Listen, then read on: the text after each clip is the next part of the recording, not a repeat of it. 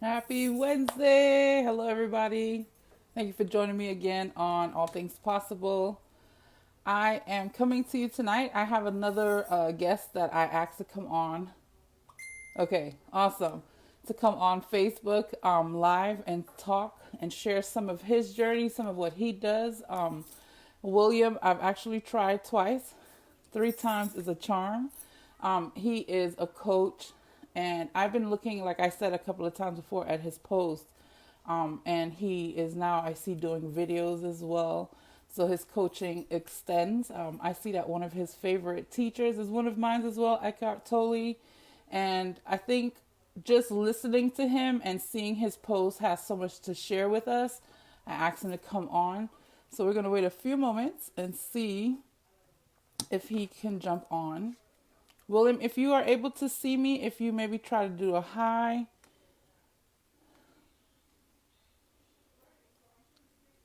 I am sending a request, except I cannot. All right, so I see some people are jumping on. Um, Thank you for joining me tonight. I have William coming on. He is going to talk about some of the things that he does. Excuse me. Some of the things that he does that I've been seeing him do. He is he is doing coaching, and I see that he has a couple of things that he offers. But that's not the only reason I brought him on. There's some things that he's been talking about that really resonates with me, and I feel could be, there he goes, a great piece of inspiration for us as well. So he's coming on camera. Here he goes. Yay! And drum roll. Hey, it worked. Hello. Hello. It worked. I said third time is the charm for me. 3 and 7 are my numbers. So the third time, if not, I was going to try until 7. Thank you for coming on. I was just telling everybody, like, I've been following your posts. It feels like pretty recent that I've seen you or added you or however that went. But looking at the content of what you post so resonates with me and helps me. And sometimes in that day thought you can get stuck in or whatever, and Hey, that's Prudence, hold on a second. Sorry, I've got a reverb that's happening. I'm getting a loop of. what is it saying? I'm getting like a backbeat of what you have been saying Okay, in let's my see face. if I take off the headphones. Does that help? No, still okay. Yeah, it's still. Let me back out and come back in and see what happens. Okay, all right, bear with us a moment. You know how the Facebook Live goes. um I am going to bring William back on. Did it work? Testing, 1, 2, I 3. think we're good now. Okay, Yes, okay, we've made great. it.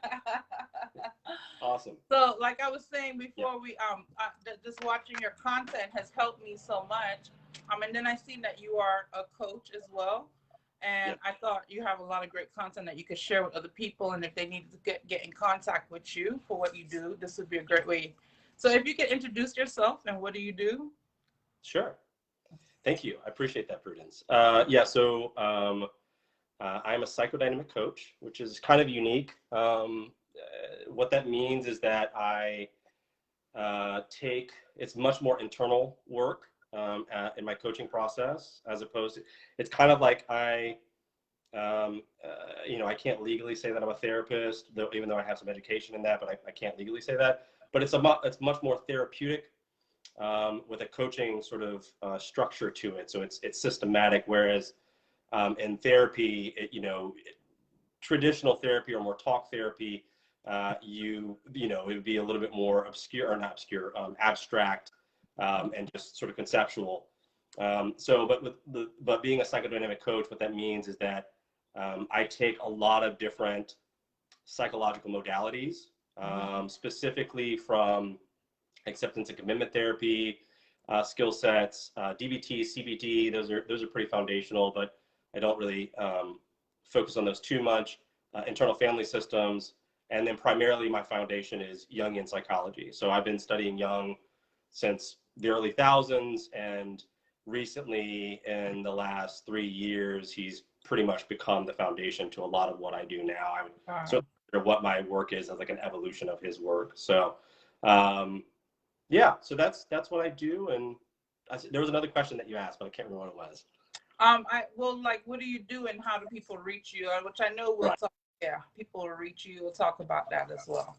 Yeah, so I'm on Facebook, and anybody, if you link up with me on, on my Facebook page, feel free to PM me if you're interested in doing work. I actually just posted a post, or shared a post, basically sharing sort of the restructuring of what I've been doing. I took like the last month off of Facebook and just kind of took some time for myself and to kind of reflect, and really get even more clear about what it is and that I do and the kind of work that I want to be offering to people. Yeah. So that post, I literally just posted like 10 or 15 minutes ago.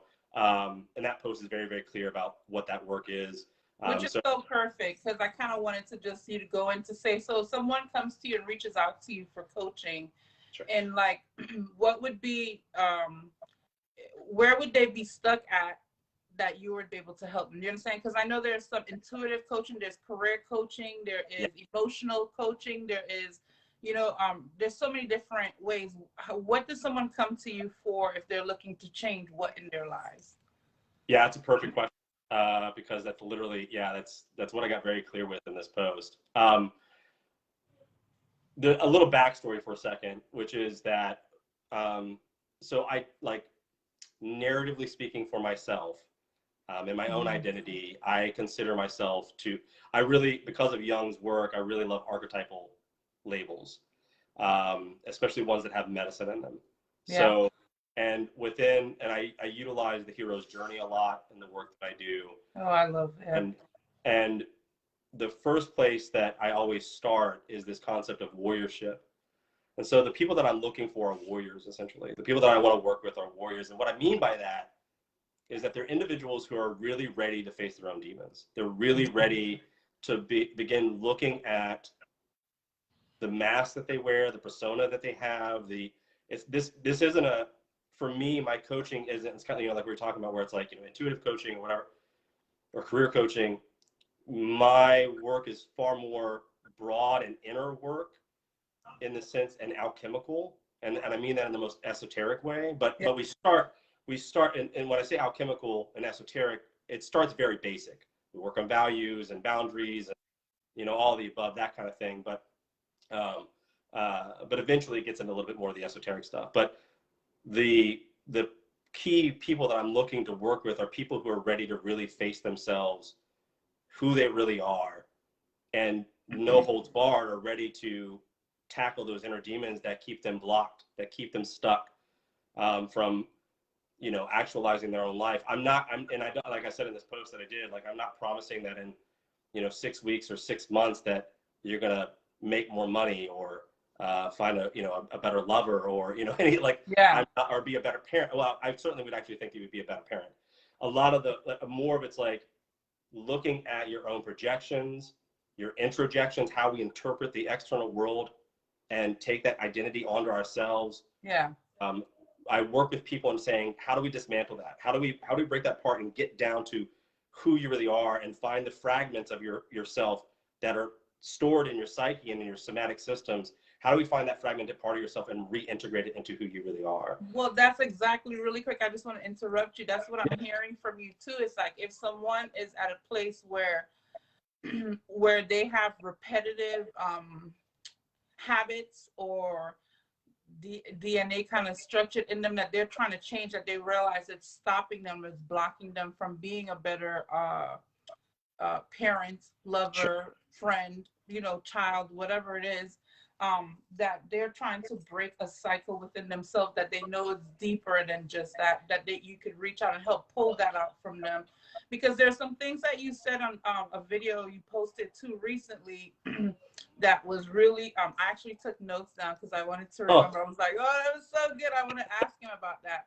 Thank you. You were talking about, it was therapeutic escapes. And so like, that really resonated with me because, we do different things. And you were talking about finding different avenues people do, from drugs, sex. You said one of yours was driving. That's one of Yeah, mine too, is taking a yeah. ride and just driving is so Just put the therapeutic music for on me and chill too. out. Yeah, Yes. absolutely. Yeah. Or so, yeah, music, no music, either way. Yeah, absolutely. Um, and one of the things that you pointed out on there where you were suggesting that, you know, when you find those habits or whatever that you have that you go to, it's okay temporary, but to like really, is that habits that you want to keep? Is it something that's making you feel guilty? Is it making you feel, you were talking about that. So if that is the case, then you want to change that habit so that therapeutic habit becomes healthy. Like you have that healthy escape, but then you Yes. go within yourself to really see what the core of what is causing, you know what I mean, for you to reach for that or whatever. And so from Yeah. that, and really quick to bridge with that, with what you're saying, sounds like you help bring out that like that deep embedded, what is it, so like programming is a better Yeah. word, from when we were younger, to help bring that out, to see where it's coming from, right? It Yeah. sounds. Yeah, that's exactly. I mean, you hit the nail on the head. So a part of, a lot of what comes up, what I see in the coaching circles, and when I say this, there's no judgments on it. There's no shame or like, that's not my thing. Yeah. But I want to be very clear about that. But it's just an objective reality that what a lot of people are doing, for example, like with shadow work, like this concept of shadow work. Mm-hmm. I come from a very Jungian standpoint, and when I say Jungian, like I've read pretty much I'm like a lover of Jung. So like I mean, like he's just so foundational to the work. And Jung was the guy who created the concept of shadow work, created the concept of the shadow itself. Mm-hmm. And you can't access the shadow. You can't functionally access the shadow until until you really get into a reclamation of who you are, because otherwise you go into the shadow and if you don't have that inner security within yourself, you're in the shadow, and then you can just be dismantled by the darkness that's in there. And darkness not being bad, it's just the intense Yeah, heavy yeah, feelings, yeah. the demons that we've created to protect those really deep wounds within ourselves. They can become very monstrous, and if you're not ready for it, it can consume you. And Yeah, that's a yeah, cyclical reality. yeah, So you hit the nail on the head, that like with regards to going back to the inner child, or going back to what happens to us as a child growing up. We live in a world where our society is just living in a lot of dysfunction. All societies, not just Western societies, but Eastern societies, that they just have. It's just the reality of it, and there's no, yeah. again, no judgments on that. But what The it does is, planet is. yeah, what it does is it creates these conditionings and programmings.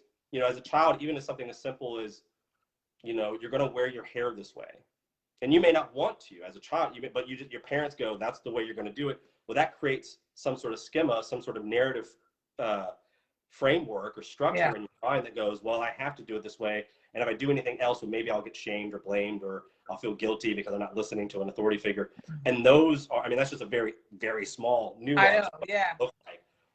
And that happens. So much of our identities and structures that we present to the world are mostly that, and including the escapisms like you're talking about before, where are these habits that we create where like, I mean, for a long time, for myself personally, if I was having a bad day or like a challenging day, come home, sit on the couch, binge Netflix. This is years ago, but like binge yeah, Netflix, yeah, go to bed, and drink like a 6-pack of beer, whatever, what, and just go to bed. And fun, and was seemingly functional. Like I'd get yeah, up, go to the job, be a parent, all those things. But really what was happening was I was just completely denying myself access to who I was. I was blank.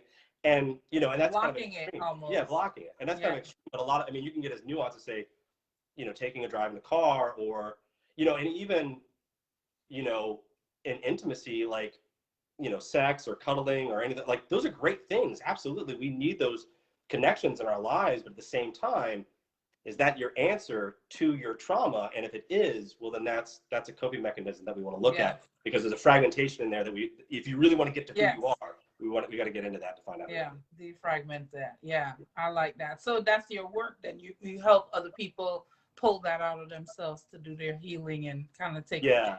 And it's, there's something I've had to get really clear over the last month with myself, is that that is the work that I do, but it's really not for everyone. And I've had to Yeah. get really clear about that, because what I just expressed is like this, it's skimming the surface of that, but it challenges everything that you Yeah. think, believe, and who you are. And it's something that we want to be very mindful of. I definitely am in my work, but like it can definitely lead people towards crisis egoically. And it's really, I mean, so when I say like it's really important for the people that show up and want to work with me, like I have a questionnaire, I have a process. I'm like, okay, how are you here? What's your life like? What's, like, okay, cool. Well, you are a good candidate to work with me. And they're not, like, because if Together. Yeah. yeah, if Yeah. it's not, then it can dismantle you. Yeah. And Yeah. it's not something that I want, and I can't be there to help in some actual way, so it's something I have to be very mindful of. But yeah.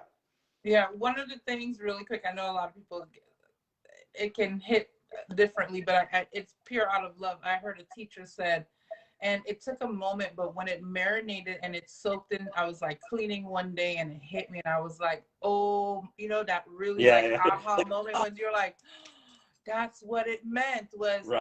that really all the work any of us is doing, especially when it's concerning uplifting others, and whatever form, right? From Sure. coaches to whatever form, Sure. energy healers. Nobody really needs us. We're doing this because we love it. We're Yeah. doing this because I love seeing when someone gets an aha moment that Yeah. helps them elevate from where they are to what they're trying to get. Yeah. So that's what brings me back. It's not because I feel like, oh man, more people need to hear this because they'll be free. No, Yeah. I'm doing this because I love it, and because I love seeing that in other people too. So like you said, that energy then will match. Who needs to hear what I have to say will come Yeah. to me. Who needs to hear what you have to say Yeah. will come to you as well. So I love that. Really quick, another thing that you talked about on your page, I want to bring up again too, was when you said, what was individualism? Say individualism. Individualism. Yes. And what is it? Individual, right? Individuation. Individuation. Yes. Yeah. I love that topic that you have going on there, and I Okay. would like if you would expand on that a little bit more. To you, Sure. what has become clear to you that you're expressing this right now? Yeah. So something's been clear to you why you are, because you're putting it out. I've seen it a lot, and it hit it, and people's commenting and saying what it means to them and everything. There's a couple of people I'm like, oh, I get that, so, so. But Yeah. I feel like there's been some clarity to you why you're expressing that, and if you could share that with us. Yeah, I definitely can. It gets a little personal, so let me navigate that a little bit. And, Okay. let's see here. All things are personal. That's how we learn. Yeah, absolutely. I gotta be mindful about what I want to share, what I want to. Okay. Okay. Functional boundaries, right? Okay, so hold on a second. Let's see here. Okay, so something that so I had a crisis. I had an existential crisis in 2015, and that lasted for about a year and a half. And I was diagnosed with CPTSD. I would suggest that I probably had some borderline tendencies, borderline personality disorders tendencies, and a few other Yeah. added things in there in the mix. Yeah. I grew up in a very it wasn't very physically abusive, though that existed, but it was systemically abusive emotionally and mentally with my father. And so that my twins were born in 2014, and I was really challenging a lot of the ways that I was parenting at that time, because and there was two of them, which is a whole nother ballgame. I have two older boys, but they were, singletons, and Yeah. just Oh, I've seen you posted. Yes. yeah. Oh, yeah. So the twins were born, and when that happened, I just unraveled. And then on top of that, like a buddy of mine was going through his own stuff, and we were talking a lot about like inner child stuff and childhood abuse, how it can be very subtle and systematic. We're kind of programmed. We got into Alice Miller's work. If anybody's not familiar with that, I highly recommend her work. But it's a little bit more advanced. So I would have a psychologist with you if you decide you don't want to do Alice Miller's work, but it really challenges the systems that we have structurally in our societal narrative about what it means to be a parent, et cetera. Anyways, So I was looking at all that stuff, and I just unraveled. And I was in this crisis for about a year and a half. I was suicidal. I attempted suicide twice. I was hospitalized once. So, you know, when I talk about I've been through hell, I've been through the hell. I've been through the crisis, and I've come out the other end and become the person that I am today. Yeah. But I went through that, and what ended up happening, you know, was a very healing process. I uncovered young. I started doing therapy. I did EMDR and brain spotting, which I highly recommend for trauma. And within a few months, had really kind of grounded and anchored into a more solid functional identity. But what came up in that process was, and I didn't really realize it until the last few months, was what I thought was a perceived individuation, or a path of, like, I was individuating, was really more individualism, where I was actually creating, in this first stage of that process, what I was actually creating a lot more escapisms, essentially narrative escapism that were saying, I'm safe if I tell myself this story.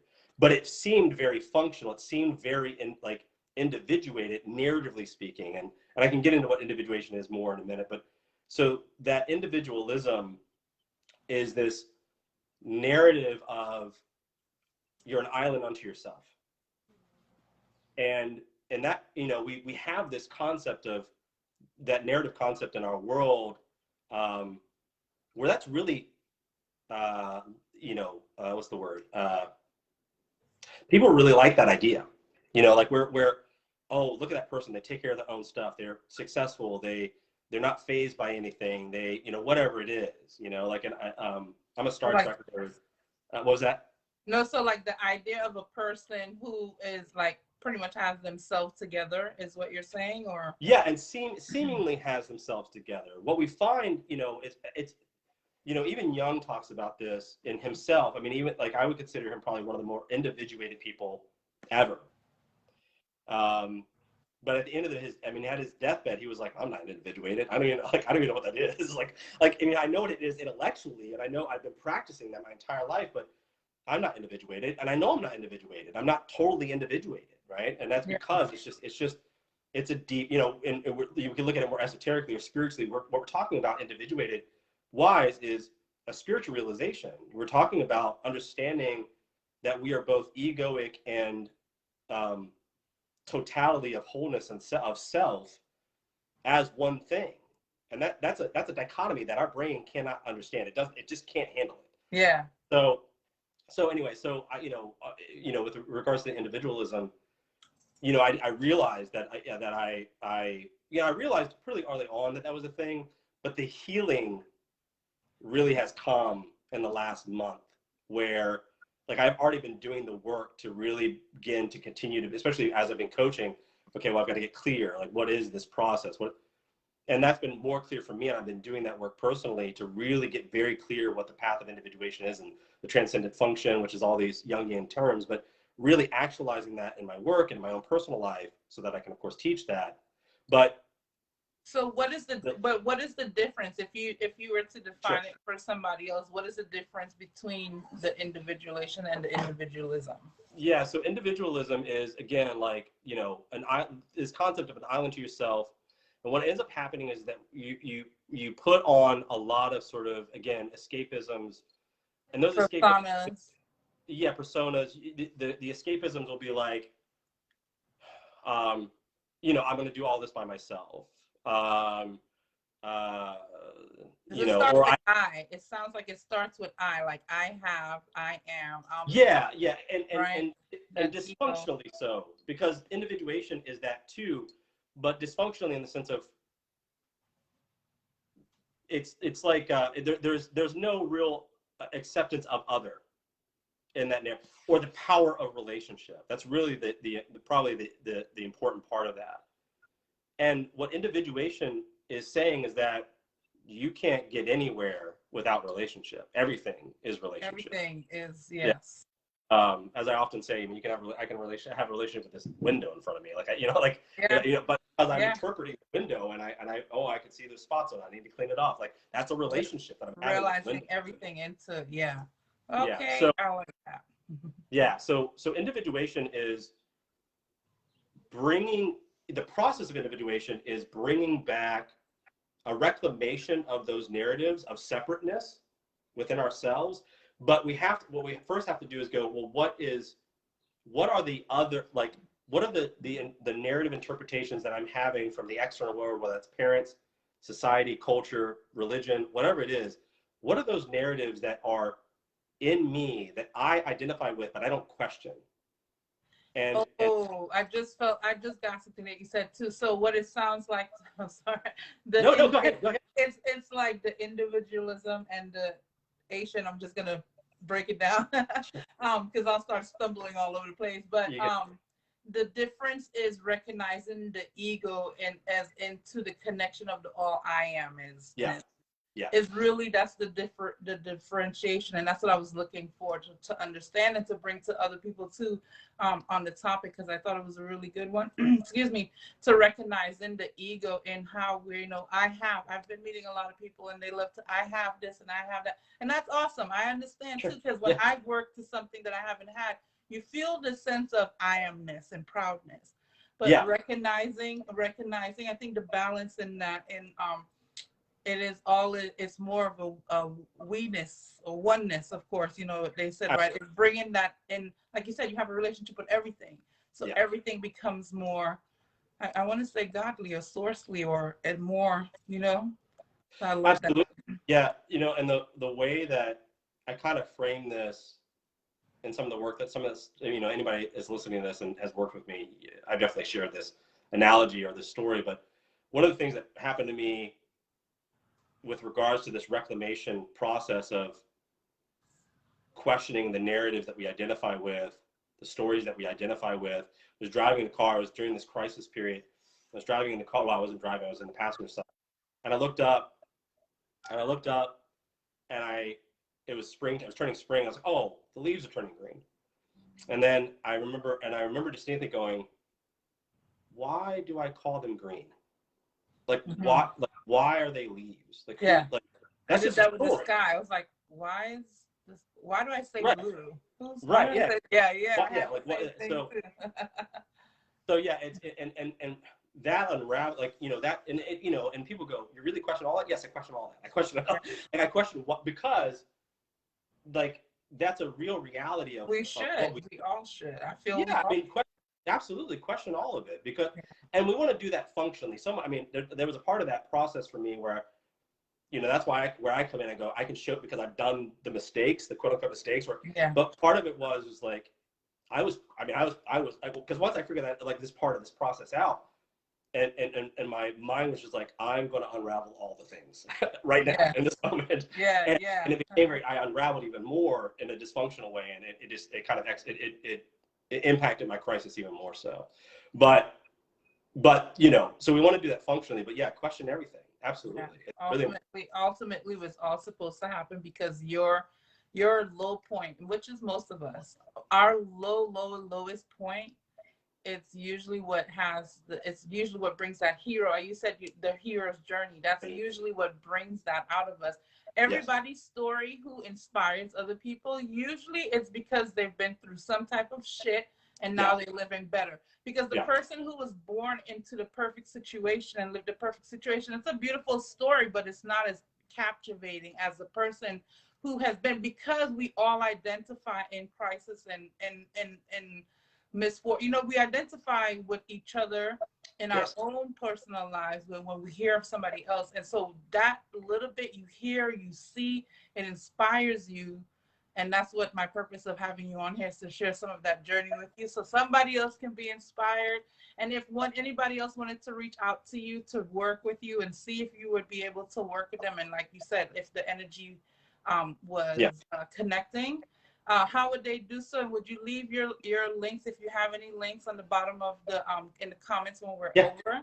But if you'd let them know how they can reach out to you. I know you did say PM you on Facebook. Is that your main? PM. I mean, that's not my main. I mean, actually, what I prefer, honestly, is for people to go to my website. I mean, I like the PM part of it because it's a little more personal. I like that. Yeah. I do like that part of it. But if you know you want to work with me, go to my website, which is ionpsychodynamiccoaching.com, and that's AION psychodynamic